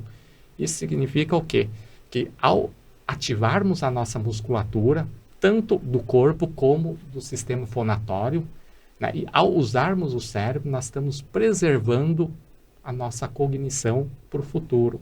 Por isso que se torna tão importante tudo isso para diminuir a velocidade do agravamento da progressão das doenças. E aqui até fazendo uma complementação, esse paciente que eu comentei agora, quando a gente às vezes está conversando, ele começa a falar, daí ele vai abaixando a voz assim, eu falo, opa, vamos subir a voz, vamos falar mais alto, porque quando ele começa, e aí eu faço algumas estratégias, por exemplo, para ele, fala para mim os números de 7 em 7 até 70. E aí, quando ele chega num determinado momento, ele começa a parar para pensar quanto que é, aí a voz vai baixando. Não, você tem que pensar em voz, você tem que pensar e a voz tem que acompanhar. Porque é o treinamento realmente de trazer para o dia a dia que a gente está pensando e falando alto. Inclusive, o Lee Silverman, ele tem uma frase que chama penso forte, falo forte. Tem que falar forte. Penso forte, eu falo forte. O comunicador, ele tem que falar forte. Ele não pode falar para dentro. Não. E aí, como esses pacientes, eles perdem essa atenção, né? Se você o tempo inteiro não fizer estratégias que você traz o pensamento associado a uma voz alta, o pensamento com uma voz alta, ele acaba na hora que ele vai conversar, ele tem que pensar um pouco para falar e já baixa a voz. Então, a gente precisa realmente ter esse estímulo, como você falou, de circuitos, né? O cérebro aprende por repetição, por variabilidade de estímulos. Então, a gente estimular muitas coisas com o mesmo objetivo. O sensorial é muito importante para a comunicação também. Né? É um contexto. A informação muito tem grande. que chegar, né? Mas eu achei muito interessante o que ela falou a respeito da família. A família tem que perceber o que está acontecendo.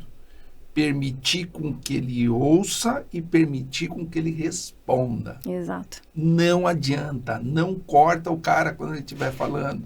Não adivinha o que ele quer falar. Tenha paciência, que isso faz parte do tratamento. Exato, né? Exato. Isso faz Porque à medida que ele tenta falar, ele está usando o cérebro. E aí, se você corta, você não deixa de usar, né? Não deixa usar o cérebro. É a mesma coisa que você vai pra academia e, você não pode levantar esse peso. Aí não deu certo, né? Não deu certo, né? E quando os amigos perdem a paciência com o paciente, na verdade, não estão deixando ele usar o cérebro. Exatamente. Vamos falar de deglutição um pouquinho aí. Você vê que nós ficamos um tempão em voz, né? Eu achei que ia ser rápido voz, mas é muito interessante, né? A linguagem, a comunicação é uma coisa muito interessante e é fundamental para o estímulo cognitivo do paciente e para o retardo da doença. E eu acho que a linguagem é uma coisa muito importante, que muitas vezes a gente não trabalha em terapia, né? Não é minha especialidade a linguagem, né? A fono já se divide em especialidades, especialista em voz, especialista em linguagem, especialista em deglutição. A minha especialidade maior é em deglutição e voz, mas a linguagem é muito importante. Então, os pacientes começam a falar, eu estou esquecendo as palavras, a hora que eu vou falar, falha uma palavra para eu começar, eu não tenho raciocínio rápido, então às vezes procurar um fonoaudiólogo especialista em linguagem para acompanhar. No meu caso, como eu não trabalho, normalmente eu trabalho com 2 fonos, sou eu numa área e uma outra fono complementando essa questão da memória, da cognição, da atenção, porque muitas vezes as alterações de memória vêm por dificuldade de atenção. Se não se atém, não retém, né? Então, é importante a gente também lembrar que a linguagem é um fator muito importante. A linguagem, ela compreende o pensar e o falar, o entender e se comunicar a partir daquilo. Receber o estímulo, pensar, mais processar e finalizar com a resposta. Né? A fala é a função final. Né? Falar, eu posso repetir coisas sem saber nem o que é. Né? Por isso que o nosso cérebro é cheio de giros, né? Para a gente processar e dar a resposta adequada. Exato. Né? É bom falar aí, deglutição. A deglutição, é assim, os distúrbios de deglutição são chamados como disfagia. Né? O que é disfagia? O engasgo, a dificuldade de engolir? A disfagia, ela é grande, tá? Ela pode ser desde uma alteração, na verdade, que faz com que o alimento não vá para o lugar correto. Então, o alimento ele deve sair da boca, passar pela faringe e entrar no esôfago até chegar no intestino. Isso, passar pelo estômago e intestino. E seguir. Então, esse é o caminho normal de fluxo da alimentação. Ou da saliva, ou do engolir a água. Esse é o caminho. E alguns pacientes, por uma alteração, seja motora, de velocidade, todas essas alterações que o Parkinson tem, esse alimento ele vai para o tubo errado, que a gente chama, né? Que é entrar na via aérea, que é a laringe.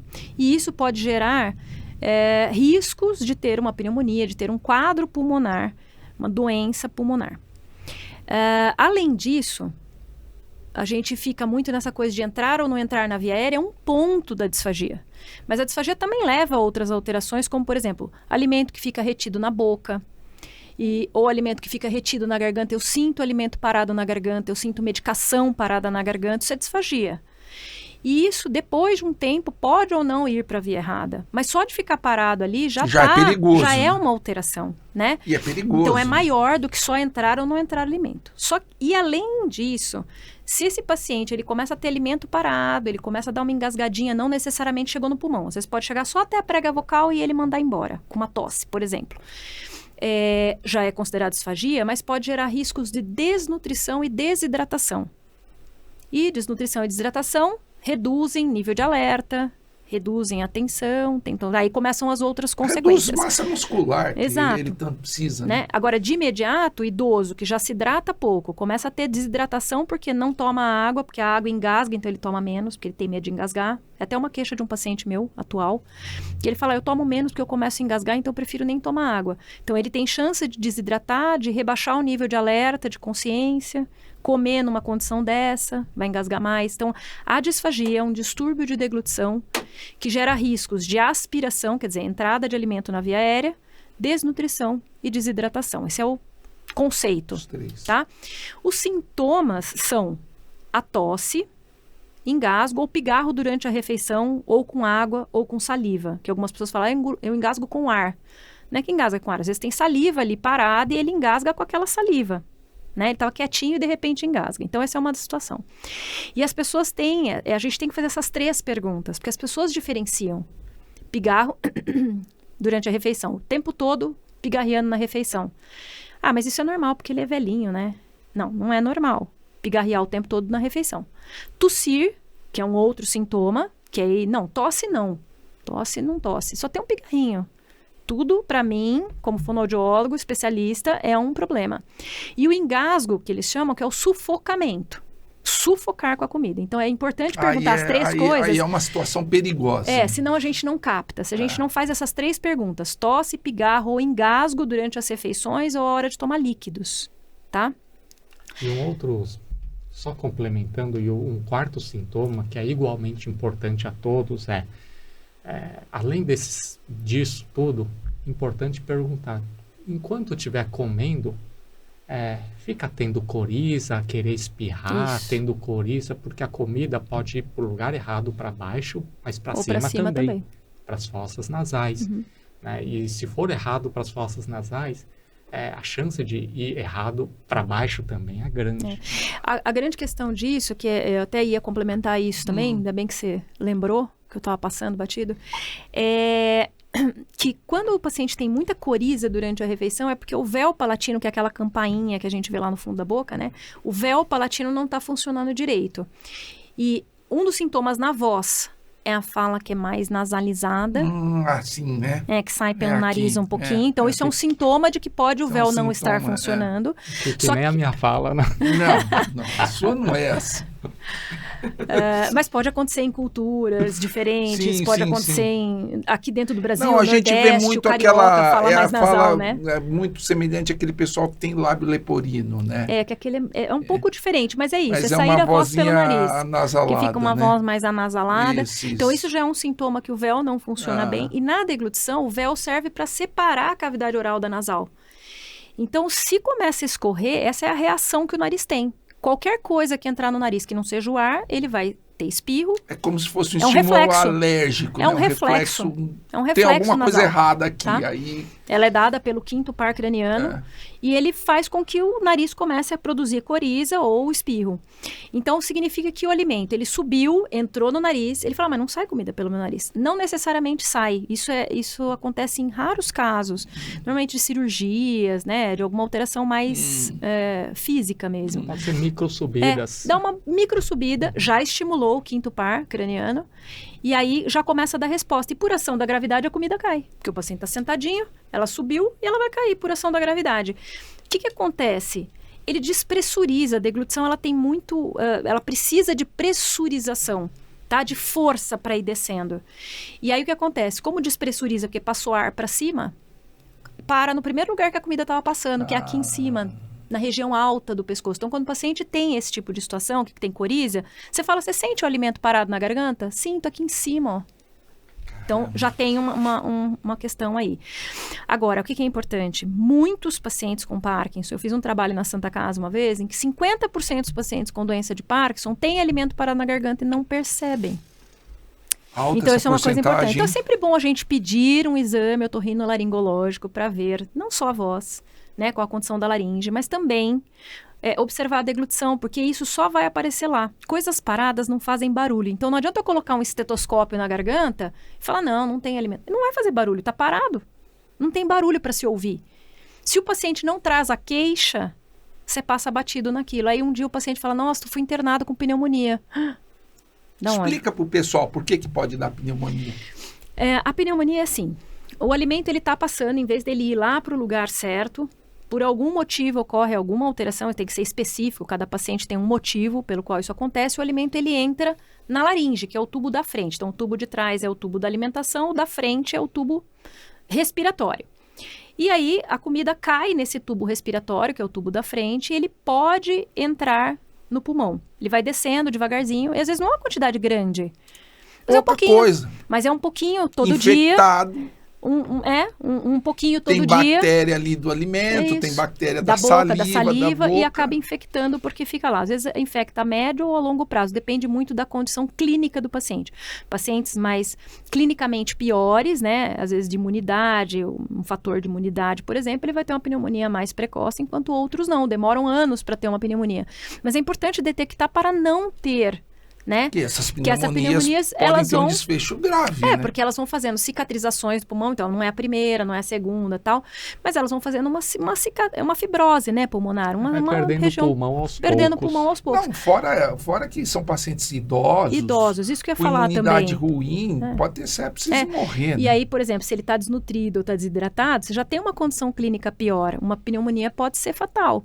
Então é importante sempre ter essa atenção. Ele já vem num crescente de não comer direito, de não beber água direito. E às vezes o Parkinson vai aparecer lá na frente, 90 e tantos anos, né? Que vai se manifestar ali, ou com 80 anos. E com 90 ele vai estar ruim, por exemplo, 95. Já é um paciente que não pode ter uma pneumonia, né? Porque ele já tem uma idade avançada. Fora que as medicações são via oral, né? Você dá remédio, ele não desce, né? Pode não descer, pode entrar no lugar errado, pode engasgar, porque muitas vezes o engasgo nem é o remédio em si. O remédio, às vezes, se ele é muito seco, ele para. O Prolopa, às vezes, que é aquele achurado, que você corta ele vai aquela pontinha, às vezes para, ele é mais seco. E o paciente não tem efeito da medicação, não é porque a medicação está perdendo efeito, é porque não desce. Exato. Não então, vai para onde tem que ir para ser absorvido. Ou ele fica lá, derretendo lá em cima, então assim, a absorção não é boa, né? Então, acho que isso é uma coisa importante e muitas vezes o problema não é só a medicação. É tomar água com a medicação, porque às vezes ele engasga com a água, não foi nem com medicação. né? E aí acha que o engasgo foi pela medicação, às vezes foi pela água. E você achou uma porcentagem alta, 50% dos pacientes com Parkinson com coisa parada na garganta. Parada na garganta, que a gente só vai saber através de um exame. Então, é sempre importante ter essa atenção. Clinicamente, o que a gente percebe que o alimento está parado? O paciente engole 1, 2, 3, 4, 5, 6 vezes. Quer dizer, uma porção pequena de uns 10 ml de um iogurte, você toma em 2 deglutições, acabou. Né? Um pedaço de carne, você vai fazer 3 deglutições? Se fosse muito grande, 4.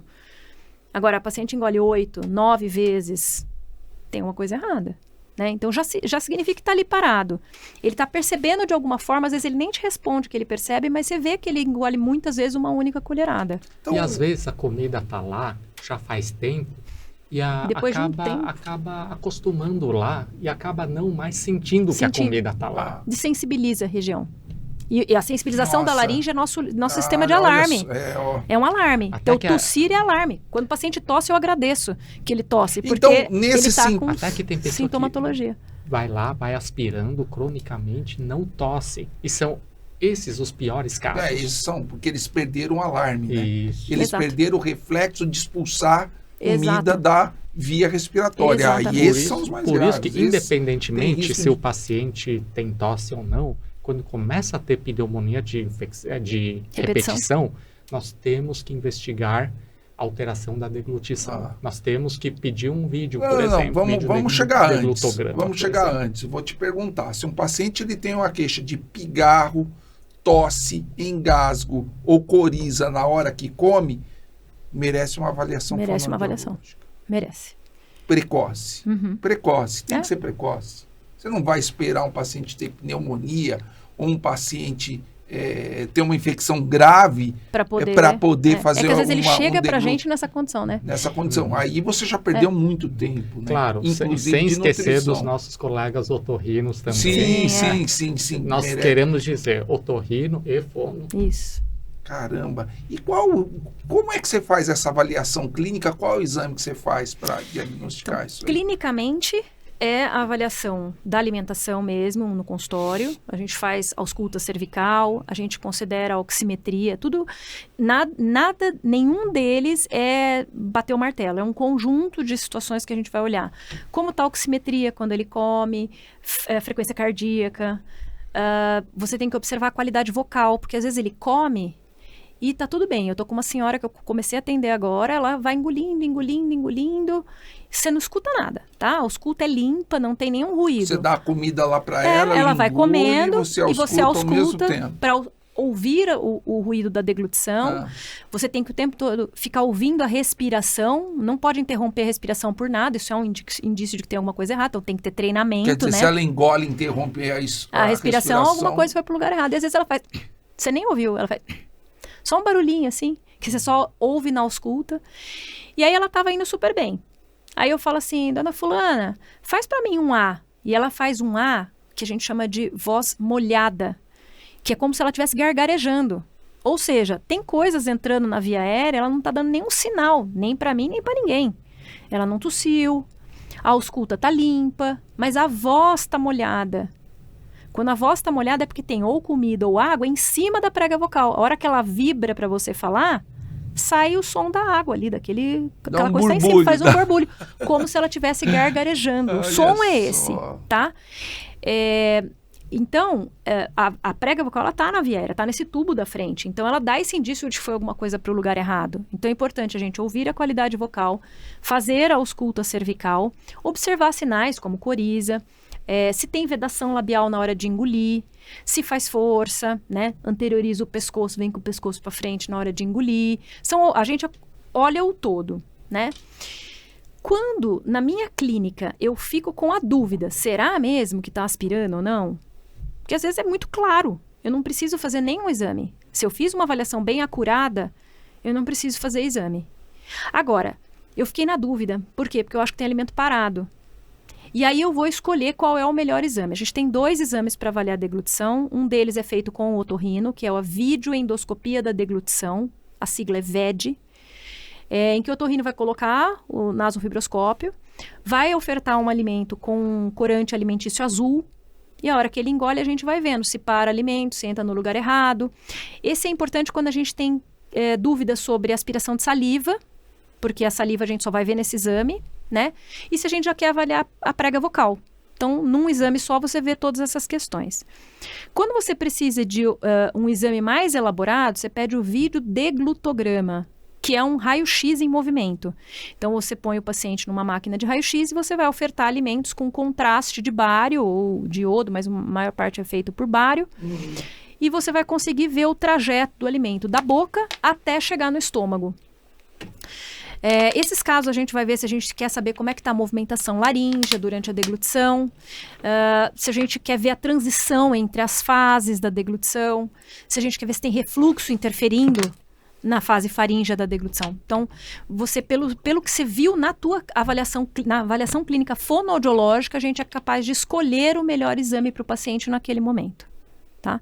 Então, são esses 2 exames que a gente vê que são mais técnicos. Mas eu ainda digo que, assim, muita literatura você escuta, você vê, né, na literatura, que o videodeglutograma é o método gold standard, quer dizer, o padrão ouro para avaliar a deglutição. E eu acho que padrão ouro é a avaliação clínica fonoaudiológica. Porque a partir dela é que eu decido qual é o melhor exame e se é necessário. Porque se o paciente já aspirou tudo na minha frente, na clínica, por que eu preciso pôr ele colocar ele para aspirar o quê? Sim. O azul? O corante azul, preciso ver ele aspirando bário?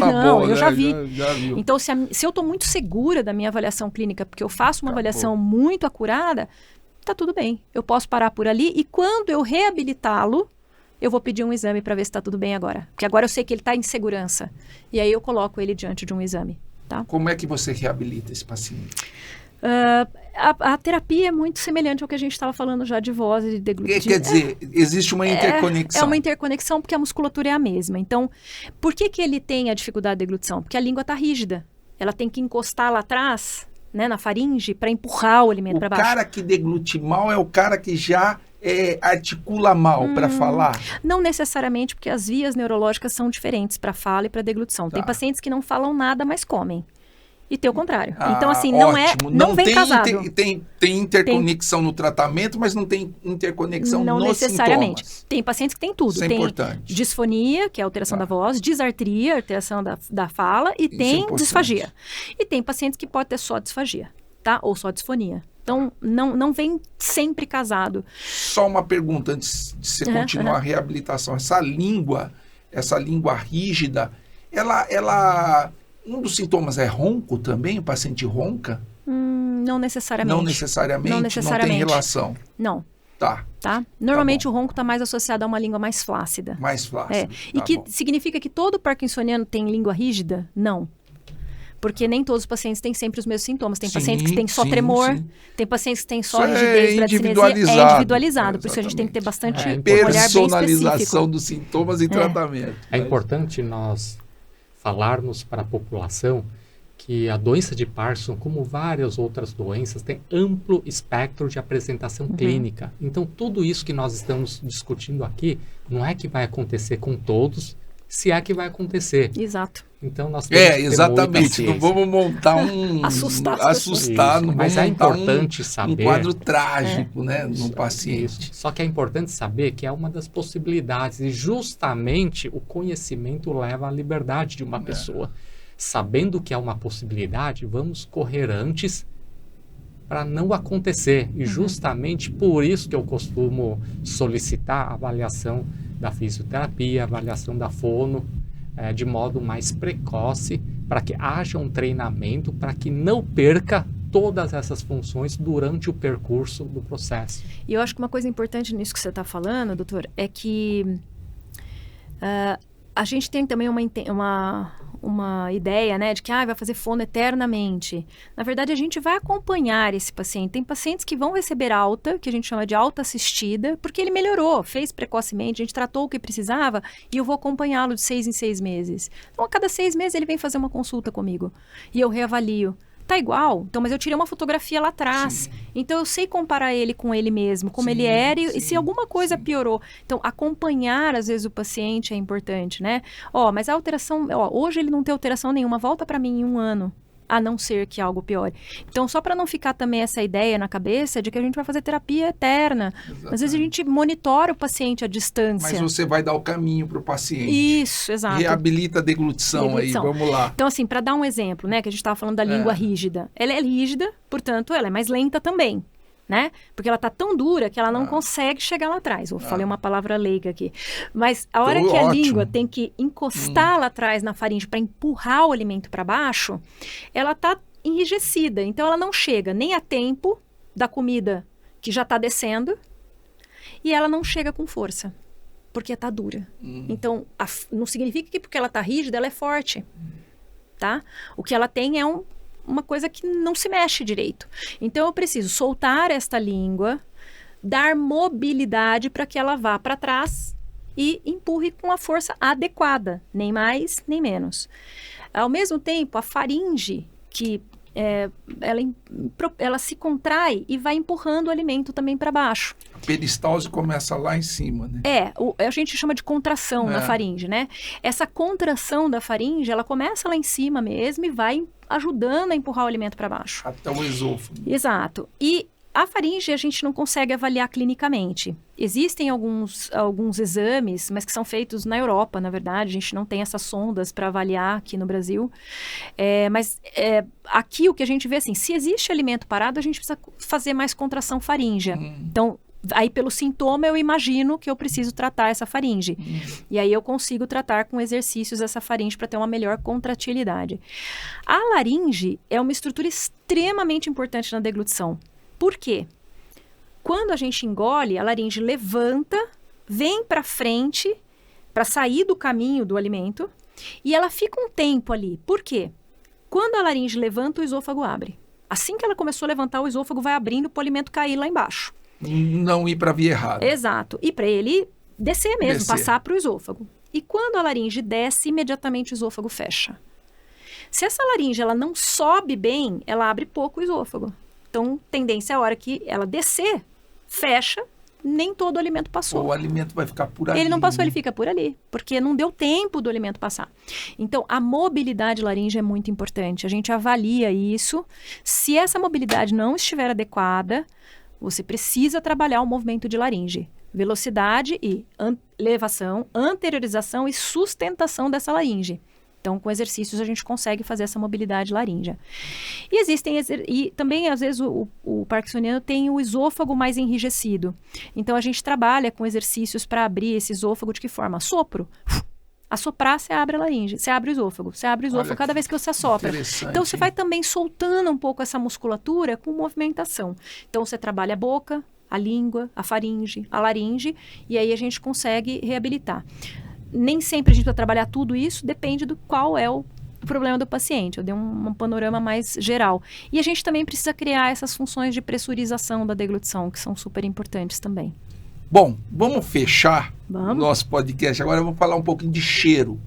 Rapidinho para a gente. O olfato é um dos primeiros sintomas a ser perdido na doença de Parkinson. Como é que... Tem alguma perspectiva para anosmia? Primeiro, qual é o problema da anosmia? Né? Acho que o maior problema é o paladar, né? Dá um panorama disso aí para gente. Olha, essa alteração ela é uma alteração central, né? Onde as células olfatórias começam a ter uma perda das suas funções com a progressão da doença. E começa lá atrás porque a doença, normalmente ela é a fase pré-nigral que a gente chama, né?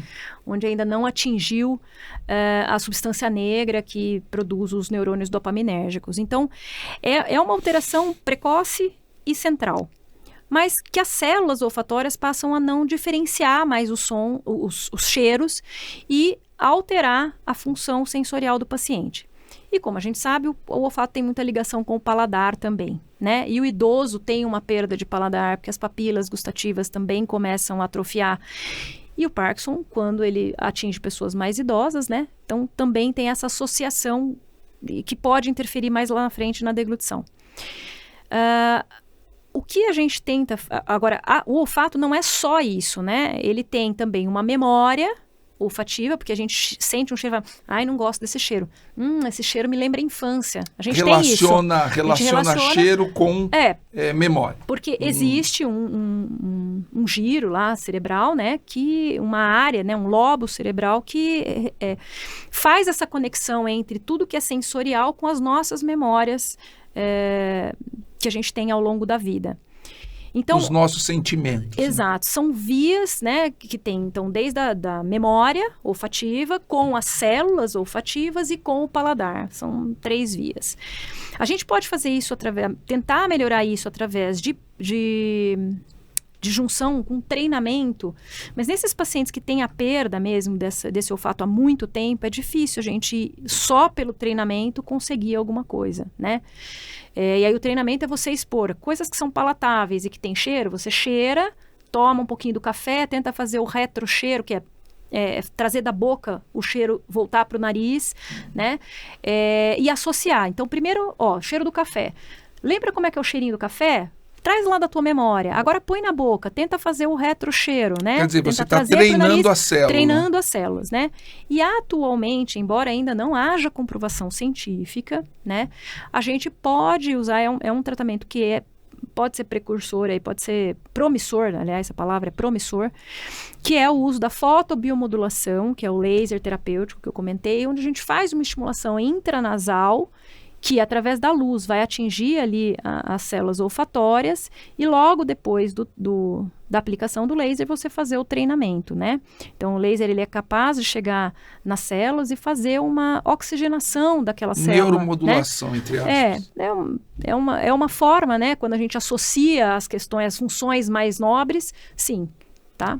Claro, mas é importante salientar que ainda... Está no começo. Está no começo, ainda não tem comprovação científica. Não tem comprovação, como você é muito falou, importante isso. E que, claro, que pesquisas são muito importantes para um dia sabermos se realmente funcionará ou não. Bom, falamos aí quase 2 horas, foi muito legal. Eu queria que você desse uma última palavra aí, olhasse para aquela câmera ali, desse uma última palavra para o nosso ouvinte. Qual é a importância da avaliação fonoaudiológica no paciente com doença de Parkinson? Você deixou uma coisa aí, você deu uma informação muito importante, que quando você avaliou 50% tinha lá resto de comida na garganta. Isso é um alarme, né? Enfim, qual é a mensagem que você deixa para o nosso ouvinte com doença de Parkinson? Olha, eu acho que a importância da avaliação fonoaudiológica é porque o fonoaudiólogo, ele trabalha, primeiro, com a comunicação humana. Então, acho que a primeira coisa é que quando a gente perde algumas das funções de voz ou de fala, e a gente começa a ter dificuldade em se comunicar com os nossos amigos, com os nossos familiares, isso vai interferir na qualidade de vida. Acho que a primeira coisa é pensar na comunicação, que é a função básica do fonoaudiólogo. Aí a segunda questão é a questão da alimentação, que também é algo que traz prazer, que faz o relacionamento entre as pessoas, né? A gente sempre se junta com os amigos e os familiares em volta de uma mesa, uma bebida, uma comida. Então a avaliação é muito importante para que a gente detecte isso mais precocemente, evite não só riscos de saúde, mas também que a gente continue a manter esse prazer da alimentação e a qualidade de vida do paciente. Além disso, tem as funções superiores, que são as funções de linguagem, que são muito importantes, porque elas também auxiliam na comunicação do paciente. E eu acho que essa avaliação vai conseguir, talvez, evitar problemas mais precoces e trazer qualidade de vida para o paciente quando reabilitado de uma forma adequada. Edson?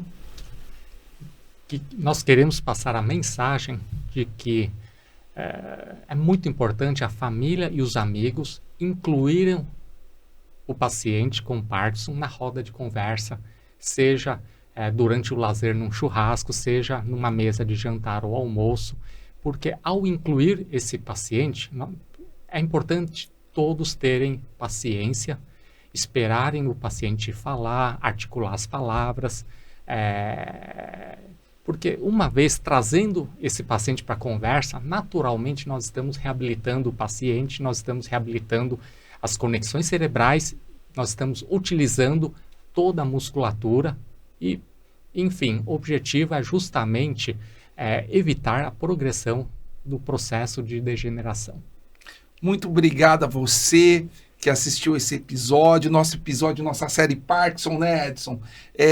A gente trouxe já um neuroclínico, neurocirurgião, nós trouxemos uma fisioterapeuta e agora uma fonoaudióloga e futuramente um educador físico, nutricionista, e por aí vai. Muito obrigado a você. Se você gostou do vídeo, se inscreva no canal, compartilhe, dê seu like, isso é muito importante para o nosso trabalho. Médicos Hands-On, ligando a medicina de ponta com você, com informações seguras.